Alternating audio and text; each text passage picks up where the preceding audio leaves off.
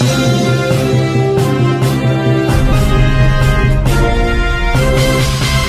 Commerce कुरिअरमध्ये घरफोडी करणाऱ्या आरोपीला लाखोच्या मुद्देमालासह नाशिक रोड गुन्हे शाखेने केले जेरबंद।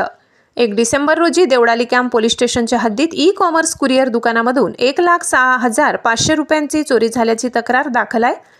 त्या अनुषंगाने गुन्ह्याचा समांतर तपास नाशिक रोड युनिट गुन्हे शाखेचे प्रभारी अधिकारी पोलीस उपनिरीक्षक संदीप पवार व पथक करत असताना पोलीस हवालदार नितीन फुलमाडी, पोलीस शिपाई संजय पोटिंदे हे दुचाकीवर गस्त घालत असताना एक इसम पोलिसांना बघून संशयास्पदरित्या झाडाच्या मागे लपत असल्याचे लक्षात आल्याने पोलीस हवालदार नितीन फुलमाडी यांनी संशयित सोहेल यासीन खान वय 30 राहणार देवळाली कॅम्प याची अंगझडती घेतली असता त्याच्याकडे प्लास्टिकच्या कुरिअरच्या पिशवीमध्ये रोख रक्कम 1,05,000 रुपये मिळून आली।